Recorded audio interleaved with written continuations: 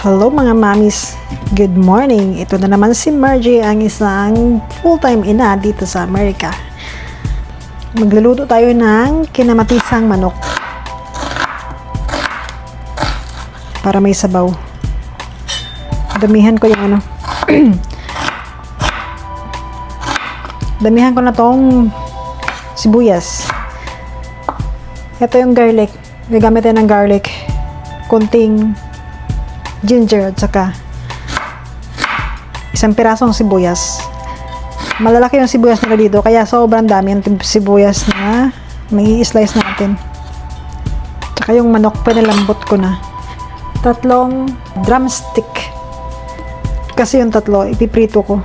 Marami na to kasi sobrang laki yung ano nila, drumstick. Yan.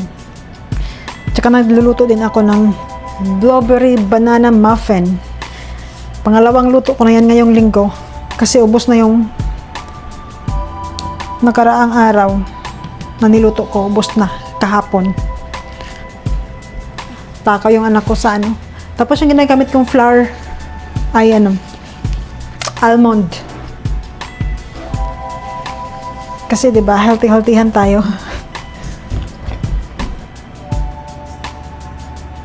Medyo ilapit natin para yung niluluto lang yung makikita. Tingnan natin tong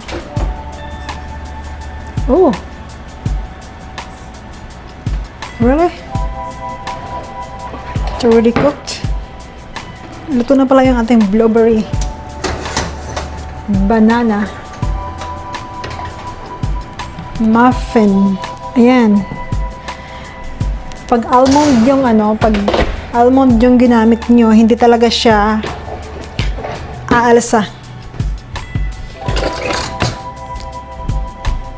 Bilis maluto talaga pag muffin. 'Di ba?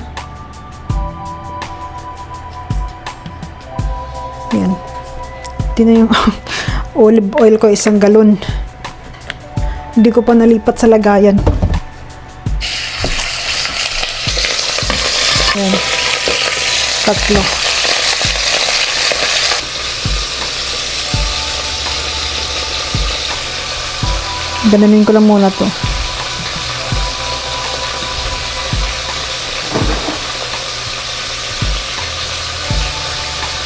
Pero pag ano to, pag all-purpose flour yung ginamit ko dito na harina,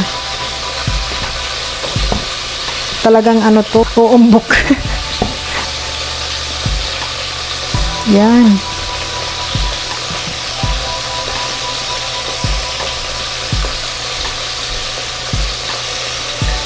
Sabado ngayon, pero wala yung asawa ko dito kasi sanitation ngayon.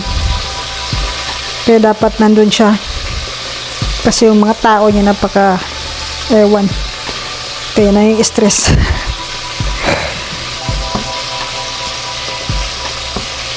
Sabi niya nga, kung siya ang may-ari ng planta, mga Pinoy na yung kinuha niya.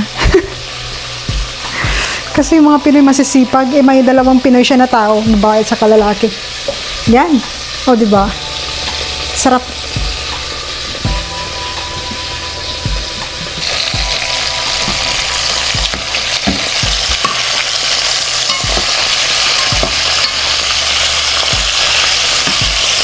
Medyo brown lang ito.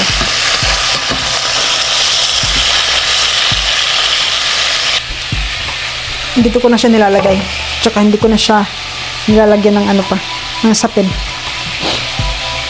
Okay lang yan kasi hinugasan naman.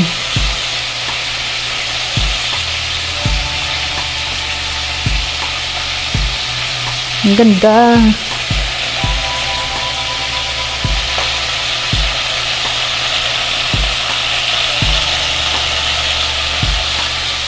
Yung anak ko na na-addict na rin sa blueberry muffin na almond. Dati hindi siya kumakain ng mga ganyan. Ayan. Iuubos ko yung cherry tomato na yan sa kinamatisan kong manok. Ito namang maluto muna. Okay na nga yan.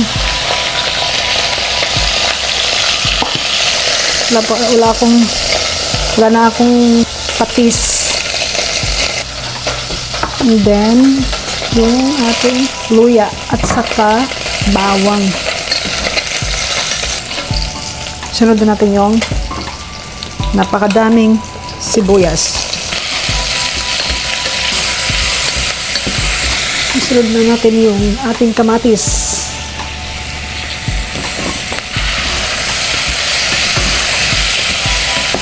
Diba, nagluto tayo ng sibuyas na may konting manok. Kasi tingnan nyo. Halos makalahati na sa sa sibuyas at saka sa kamatis yung kaldero.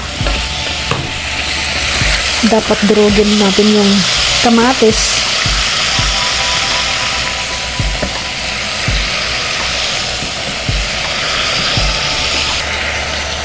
First time ko itong gawin, yung kinamatisang manok.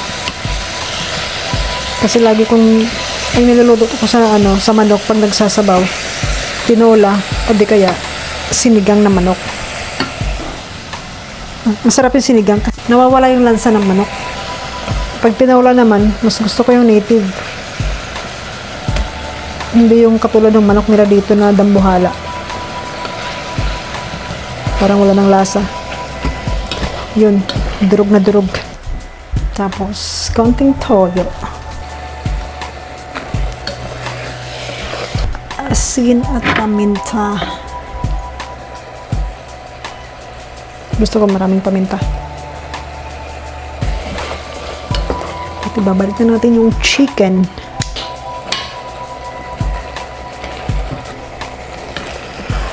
Then, stir. Dugo yung chicken. Grabe yung dugo ng manok, oh.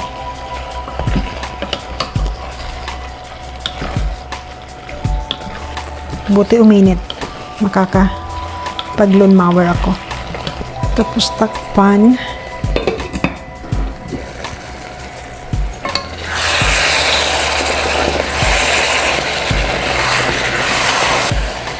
Tapos saka natin lagyan ng mainit na tubig.